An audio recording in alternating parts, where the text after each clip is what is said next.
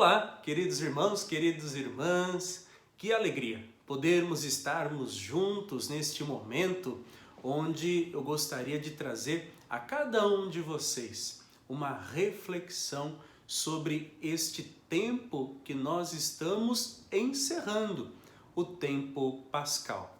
Mas antes disso, se você ainda não se inscreveu, se você ainda não ativou o sininho, se inscreva aí no meu canal. Ativa o sininho para que todas as vezes que nós estivermos atualizando, colocando um vídeo novo, você possa também receber um alerta, né? Uma mensagem dizendo que tem novidade, tem coisa nova chegando. Pois bem, depois de você ter feito isso, ter se inscrito aqui no meu canal, vamos então. A proposta inicial que eu gostaria de fazer a cada um de vocês não é fazer uma aula de teologia, não, longe disso. Mas eu gostaria muito de trazer a cada um de vocês um pouco daquilo que nós já estamos vivenciando ao longo de todo este tempo, o tempo pascal, o tempo do ressuscitado, o sentido, o significado e para onde que este tempo ele está encaminhando a nossa vida. Primeiramente, nós precisamos compreender. Nós iniciamos o tempo pascal com a festa da ressurreição, o domingo do Senhor, quando naquele dia exultamos de alegria em Deus por ressuscitar o seu Filho Jesus. E ao longo de todo este tempo, a cada dia, a cada semana, a cada final de semana que nós fomos celebrando a Eucaristia, celebrando a Palavra de Deus, o próprio Jesus ele tem aparecido, ele tem vindo ao nosso encontro e tem dado a cada um de nós a oportunidade para nos encontrarmos com Ele, na Sua Palavra, aquilo que é realmente essencial para a nossa vida. Se nós formos olhar todo este tempo que nós estamos vivendo e o movimento que está inserido dentro do tempo pascal, nós vamos perceber o seguinte: existe uma proposta, existe um objetivo, existe uma direção para o qual o Senhor ele está conduzindo a cada um de nós. Primeiramente, se nós formos relembrar dos primeiros 3 finais de semana, Jesus, ele mesmo se aparece na comunidade. Ele aparece no meio da comunidade, ele aparece para as mulheres, ele aparece para os discípulos de Emaús, ele aparece para Tomé. Vejam, é o próprio Jesus quem toma a iniciativa para dizer: eu estou vivo, eu estou no meio de vós, a morte não venceu, portanto, eu caminho junto com cada um de vocês. Mas depois, tendo passado esses 3 primeiros finais de semana, o próprio Senhor Jesus, ele vem dizendo algumas afirmações a cada um de nós. Em alguns anos, nós ouvimos dizer que ele é o bom pastor, aquilo que o tempo litúrgico traz a cada um de nós. Lembrando que o tempo litúrgico ele é dividido em 3 anos, ano A, B e C, Mateus, Marcos e Lucas. Então, o tempo que nós estamos vivendo agora, nós ouvimos o quê? Jesus dizendo que ele é a porta do aprisco. No outro ano, nós vamos ouvir que Jesus ele é o bom pastor. Num outro ano, nós vamos ouvir que Jesus ele é a videira. Veja, é o próprio Senhor Jesus afirmando o quê? Aquilo que ele é, a sua essência. Ele é o bom pastor, ele é a vida, ele é a ressurreição, ele é a porta do aprisco, ele é o enviado do Pai para poder nos libertar, para poder nos resgatar e conceder a cada um de nós a vida que nós tanto necessitamos. Por isso, meu irmão, minha irmã, a necessidade de nós compreendermos este tempo que é tão lindo, que é tão bonito, mas que muitas vezes não é vivenciado pelos cristãos. As pessoas dão uma grande ênfase para o tempo quaresmal e acabam se esquecendo de viver o tempo pascal. O tempo da quaresma, podemos dizer que é o tempo de plantar. O tempo da Páscoa, podemos dizer que é o tempo da colheita. Estamos colhendo os frutos, e não um fruto qualquer, porque esta colheita, ela é graças a um fruto, a um dom, o dom do Espírito Santo. E é justamente sobre isso que eu gostaria de adentrar neste momento com você. Nós já estamos caminhando para uma festa, a festa da Ascensão e depois também a solenidade de Pentecostes. Mas antes que isso aconteça, nós estamos percebendo por meio das leituras que o próprio Jesus ele já vem alertando a cada um de nós desde a semana passada. Ele já vem dizendo a cada um de nós naquilo que nós chamamos de discurso de despedida. Isso mesmo, discurso de despedida, porque ele sabe que está para partir. Ele sabe que vai voltar para o Pai. Ele sabe que no momento certo ele vai partir para o Pai e ele precisa ir dizendo aos seus discípulos. Ele precisa ir colocando no coração dos apóstolos uma certeza de que ele vai, porém, o que ele deixa para os discípulos? O que ele deixa como testamento espiritual para os seus discípulos? Podemos destacar algumas coisas no qual eu trago a cada um de vocês. Primeiramente, Jesus ele deixa a sua fidelidade. Em tudo ele foi fiel. Foi fiel ao Pai do início ao fim. A partir do momento que ele aceitou a missão, a partir do momento em que ele tomou para si a missão que o Pai lhe concedera, ele estava sendo fiel. Ele deixa também o seu amor. Não existe prova de amor maior do que aquela que nosso Senhor fez por cada um de nós. Ele mesmo entregou a sua vida para a nossa salvação.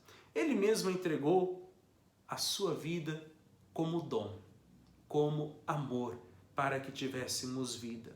Ele também nos ensina, ele nos deixa como um verdadeiro testamento a sua unidade com o Pai. Jesus nunca fez nada sozinho. Ele sempre estava em comunhão com o Pai. Inúmeras vezes nós escutamos nos evangelhos Jesus que se volta para o Pai em oração para poder estar em profunda comunhão com aquele que o enviou. Por isso que o Evangelho de João vai dizer: eu e o Pai somos um. Jesus nunca se afasta do amor do Pai. Jesus está sempre em profunda unidade, em profunda comunhão com o Pai, com aquele que o enviou. Também podemos destacar uma outra coisa que Jesus deixa a cada um de nós: o Paráclito, o Espírito Santo.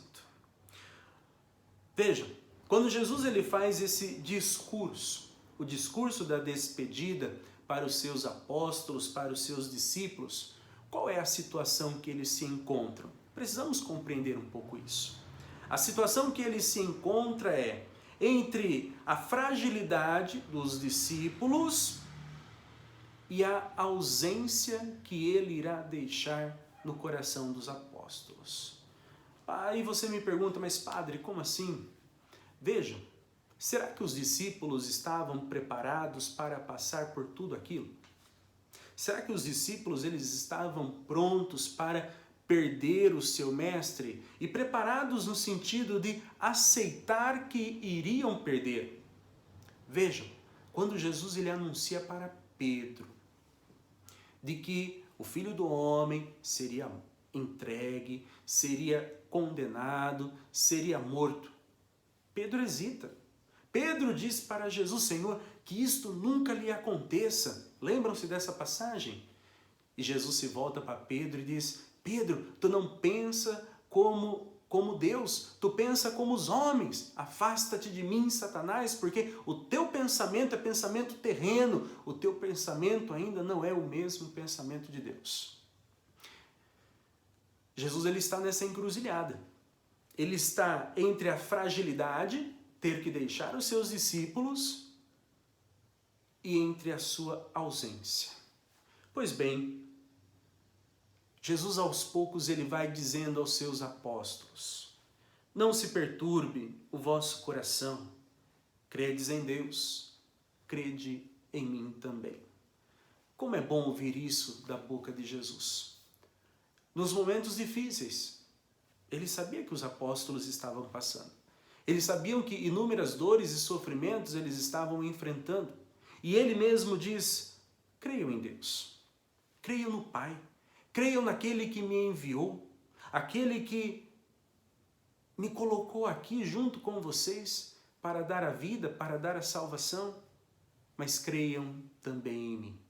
Creiam no meu amor, creiam na minha palavra. Vejam, é uma promessa que o próprio Jesus ele faz aos seus discípulos, porque ele já vai plantando no coração dos seus discípulos que no momento em que ele os deixar, ele não irá deixá-los sós. E mais, ele ainda diz para os seus discípulos: vou preparar-vos um lugar para vós. A casa de meu Pai tem muitas moradas. Você já deve ter ouvido esta palavra e deve ter se perguntado, mas que sentido é esse? Vou preparar um lugar. Jesus, no momento em que ele assume que é o Filho de Deus, no momento em que ele assume que é o próprio Deus, ele toma a liberdade para dizer aos apóstolos: olha, eu estou aqui no meio de vós, estou ainda caminhando com vocês, mas no momento em que eu partir, no momento em que eu for para a casa do meu Pai, eu vou preparar um lugar para vocês. A casa é minha. Eu vou preparar porque eu estou tomando posse daquela casa. Eu estou tomando posse daquele lugar. E a casa de meu Pai é muito grande. Ela possui inúmeras moradas. É um conforto a cada um de nós. Porque nós, a partir desta palavra, temos uma certeza. A certeza de que o próprio Senhor, Ele está cuidando de cada um de nós. Está cuidando da nossa vida. Está cuidando daquilo onde um dia nós estaremos. Mas mais ainda dentro desse discurso da despedida, ele diz para os seus apóstolos: eu sou o caminho, a verdade e a vida. É tão bonito quando nós nos encontramos naquele diálogo de Jesus e Filipe. E Filipe pergunta para Jesus: Senhor, tu estás dizendo que vai partir e para onde o Senhor vai nós não podemos ir agora, mas depois nós poderemos ir e nós sabemos o caminho. E Filipe pergunta para Jesus: Senhor, mostra-nos o caminho. E Jesus dá uma invertida, em Filipe e diz: Filipe, há tanto tempo comigo e você ainda fica me perguntando, ainda fica me pedindo, mostra-nos o Pai.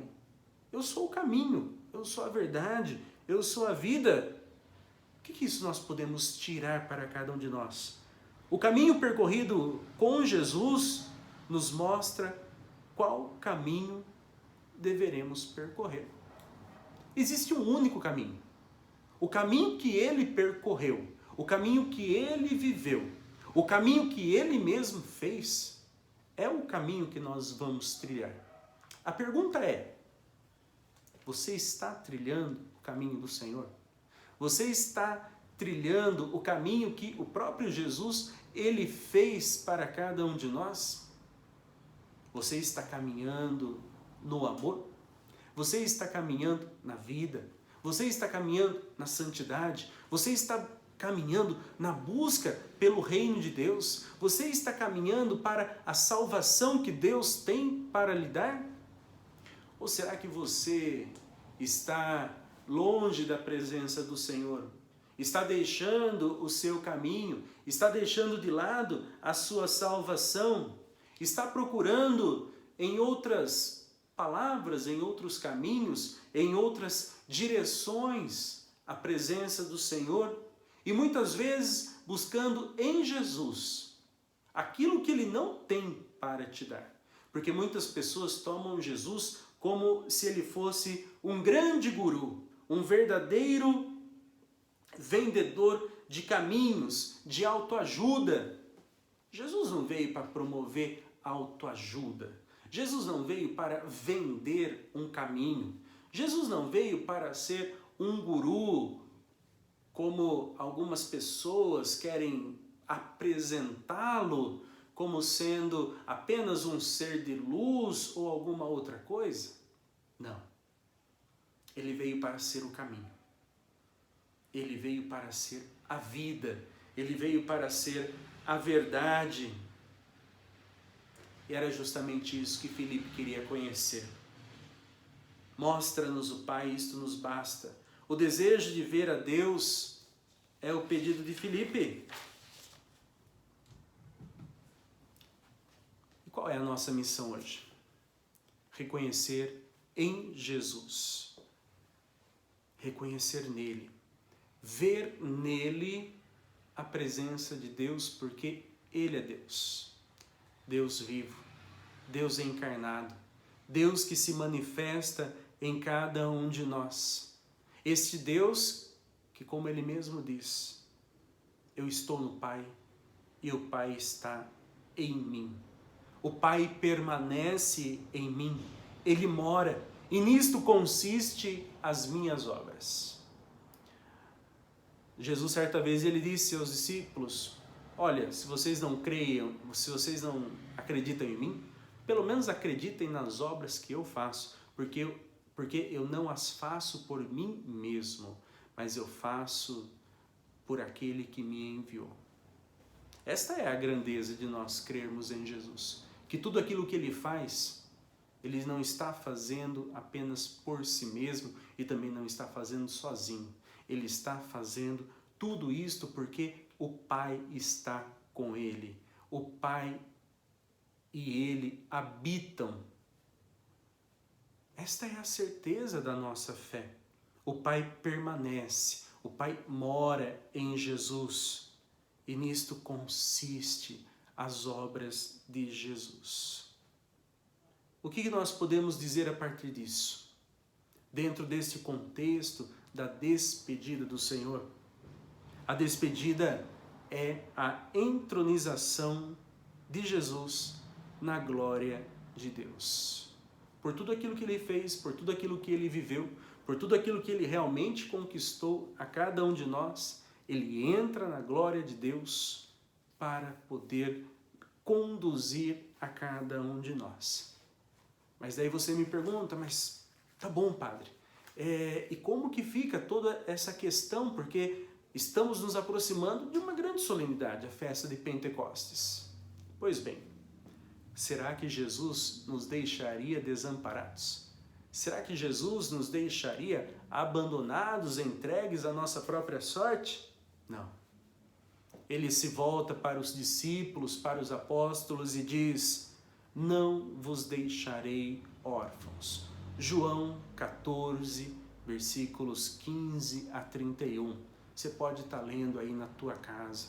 É um trecho grande da palavra do Evangelho, onde ali Jesus ele vai afirmar: não vos deixarei órfãos. Isso significa o quê? Ele mesmo diz: eu vou enviar outro Paráclito. Opa! Prestou atenção? Jesus dele diz: eu vou enviar outro Paráclito. Se ele vai enviar outro, significa que já existe um. Pois bem, ele é o primeiro. Mas, padre, Jesus não é o Espírito Santo. E não é mesmo. Mas então, onde nós precisamos compreender agora? O sentido da palavra Paráclito. Paráclito, na sua raiz, ele quer dizer auxílio, apoio. O Paráclito, né, um termo também que ele é usado no campo jurídico. Isso, lá no tempo de Jesus, a expressão Paráclito era usado no campo jurídico, que quer significar o quê? Fiador, defensor, advogado. Está compreendendo? Quando Jesus ele disse que vai enviar um outro Paráclito, ele está dizendo, olha, até o momento eu estive com vocês. Eu defendi vocês até onde eu pude. Eu dei a minha vida por vocês até o fim. Falei por cada um de vocês. Fui o defensor. Fui o advogado de cada um de vocês. Agora eu volto para o Pai. E ao voltar para o Pai, eu vou deixar para cada um de vocês um outro defensor. Eu vou deixar um outro advogado, um outro fiador. Eu vou deixar um outro auxílio, um outro apoio para cada um de vocês. Eu vou deixar o próprio Espírito Santo. Aquele que procede do Pai e do Filho. Aquele que é o amor do Pai e do Filho sendo derramado sobre cada um de nós. É o próprio Espírito Santo quem vem em nosso socorro. É o próprio Espírito Santo que vem para poder trazer esta nova vida. E vejam, ele é o Espírito da verdade. Nós temos escutado muito isso nas leituras da liturgia da palavra nestas semanas. Por várias vezes, Jesus ele diz, eu vos enviarei o Espírito da verdade. E por que o Espírito da verdade? Porque é o Espírito Santo quem nos dá a capacidade para interpretar Deus na história da humanidade e na história da comunidade. Sem o Espírito Santo, não temos como interpretar tudo o que está acontecendo. Não temos como tornar presente, atualizar a presença do próprio Deus na nossa vida. Este é o grande dom do Espírito Santo do Senhor. Ele faz com que nós consigamos interpretar, viver, caminhar uma nova vida, tendo sempre o próprio Espírito como aquele que nos ajuda a reconhecer o momento que nós estamos vivendo. Vejam, se o Espírito Santo é este grande dom de Deus, nós podemos tirar a partir disso algumas qualidades que podemos, de certa forma, atribuir ao próprio Espírito Santo. Vejam, quando Jesus ele se encontra com Nicodemos, lembram-se daquele diálogo? Era noite, Nicodemos vai encontrar Jesus e Jesus se diz para ele, Jesus diz para Nicodemos, olha, você precisa nascer do alto, você precisa nascer novamente, você precisa nascer da água e do Espírito. Nicodemos não entende, ele fica questionando Jesus, mas como que eu preciso nascer novamente? Por acaso eu vou voltar ao ventre de minha mãe? João, quando ele escreve o seu evangelho, está escrevendo para a sua comunidade. E ele está querendo dizer que aquele que quer pertencer a Cristo precisa nascer da água, precisa nascer do batismo, mas também precisa nascer do Espírito, precisa ser confirmado na fé. Olha que bonito, os dois sacramentos da nossa igreja, o batismo e o crisma, a confirmação da nossa fé, a confirmação com o selo do Espírito Santo sendo gravado no nosso coração. Este é o grande dom que o Espírito Santo nos dá, a graça de poder renascer, a graça de poder ter uma nova vida, alimentada, alicerçada por Deus.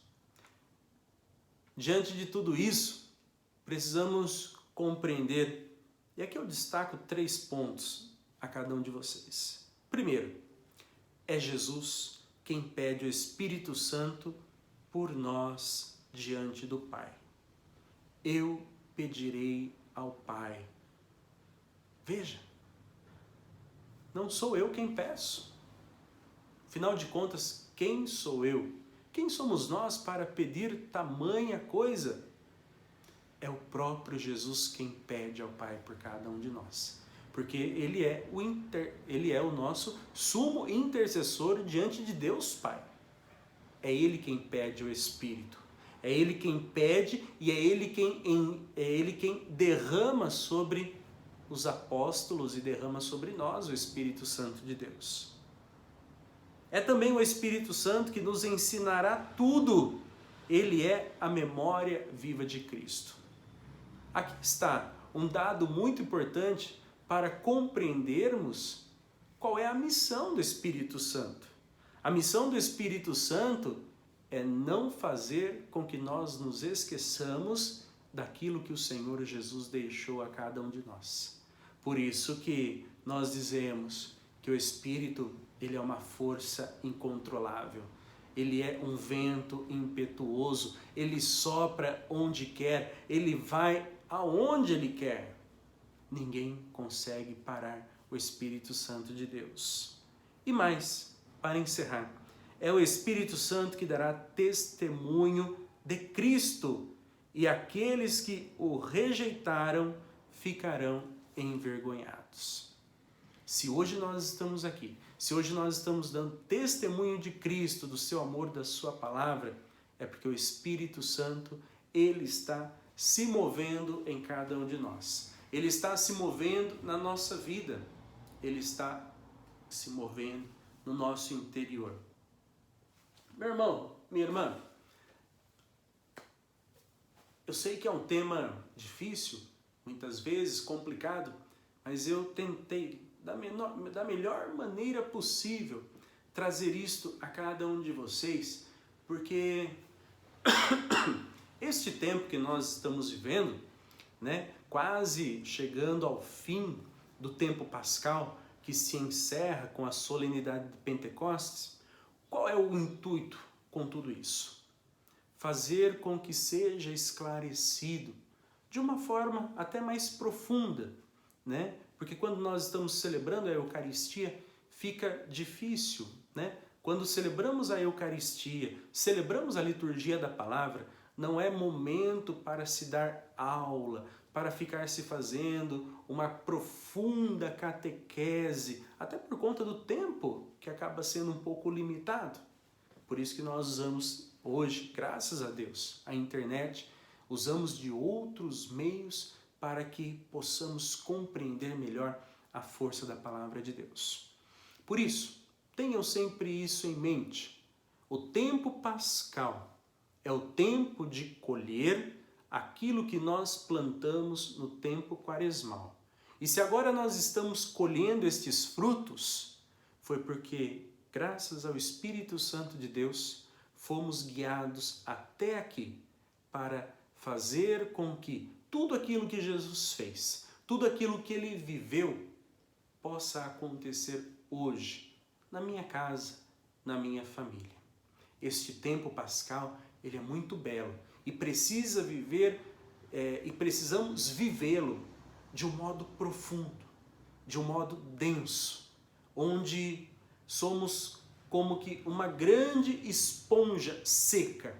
E o Espírito Santo é esta unção, que quando cai nessa esponja, esta esponja absorve tudo. Deixemos que o Espírito Santo conduza cada um de nós. E vivamos bem este tempo, nos alimentando da palavra, nos alimentando do amor de Deus, levando a nossa vida sempre conduzida pelo Espírito Santo do Senhor. Se você gostou, deixa o seu like aí no vídeo, comenta, deixa alguma pergunta, se por acaso alguma coisa acabou ficando dúvida no teu coração, tá bom? E podendo, é lógico, eu vou responder aquilo que for necessário, tá bom? Fiquem todos com Deus, um grande abraço, não se esqueçam de se inscrever aí no meu canal, ajuda divulgando, falta pouco para que a gente chegue ao número de 1.000 inscritos e daí nós poderemos fazer momentos ao vivo aqui no YouTube, tá bom? Forte abraço, fiquem todos na paz do Senhor Jesus.